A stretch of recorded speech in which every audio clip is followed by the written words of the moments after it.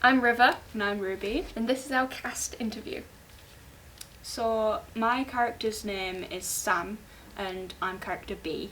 My character's name is Vivian, and I'm character A. So we just wanted to talk a little bit more in depth about our characters and their background, as well as sort of the fundamentals of the scene, you know, what's going on, what our characters are like together, that sort of thing. Yeah. So we've got a few character tropes and story tropes woven throughout our scene. We've got forced proximity, but not in the romantic way. It's all platonic. Yeah. That's something we stress about these characters, is that they are platonic. They are 100% platonic. I don't like writing romantic storylines. I hate it. We've got Grumpy and Sunshine.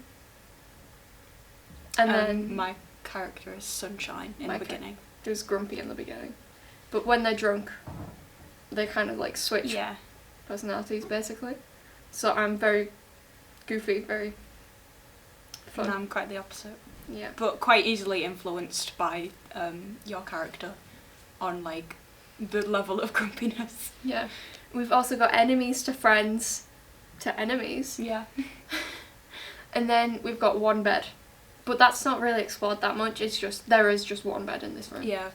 It's sort of just a thing of another version of the forced proximity. Yeah. We're very forced proximity. I am not happy to be in a room with Ruby's character at all. And my character Sam doesn't really care that much about being in the same room, but because your character is annoyed, it annoys me.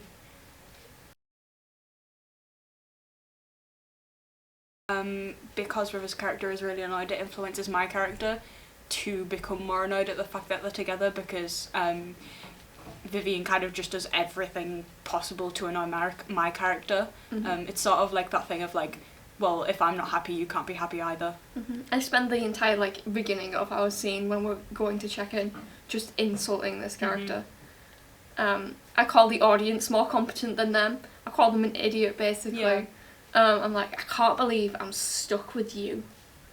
And then I walk off, and on stage I'm on the phone with my friend who I'm supposed to be sharing a room with, but they changed. Yeah. I'm why the fuck would you let me room with this person? And I'm really pissed off, and I'm really catty, and I'm really rude to the receptionist too. So in the beginning, the audience is supposed to hate my character. And then sort of the backgrounds of our characters is that my character wants to be an actor, and they come from a very loving family who's always kind of supported them throughout their life, but they've always been pitted against Vivian. Academic rivals. That's another character trope. Yeah, it is indeed. Yeah. But because that sort of have that healthy family relationship, it doesn't affect them that much, because they know sort of their self-worth. Whereas my character comes from a very broken family. It's very... tensions are very high. It's very much you're stepping on eggshells around this family. You say one thing wrong, blows up. In those households where it's one person's mood determines everyone's mood. It's kind of like that. And they've also been pitted against character B to be hey, you gotta be better than this person. Yeah. You're not allowed to be friends with them, you are not allowed to interact with them other than showing how much you are better than them. And you sort of see how that saying one thing blows everything up, how it's become kind of hereditary in the last scene, when my character does say that one thing and it just sort of explodes. Yeah. And that's when you sort of see an insight into a little bit of their backgrounds, but not everything is explicitly mentioned like we're talking now. Yeah. So it's just a little bit of inside. Yeah, because my character's just because you've had support your whole life. Yeah. Type thing. In that heart to heart, it's they're showing their true colours, their weaknesses. They sort of just have that little bit of vulnerability about them, where they just sort of open up a little bit. Yeah. Because apart from that, they're very closed off characters. especially Vivian, Yeah. doesn't really like talk about the life. So yeah. There's also a bit of goofiness in there. When Sam is like, what if this is all for nothing? What if I don't become anything? And our characters are like, you fucking kidding me?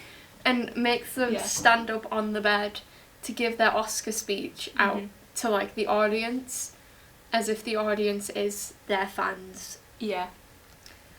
And then later on, after that, Sam also forces my character to do the same. Yeah. And I'm like, but I'm not an actress, because my character's a filmmaking student.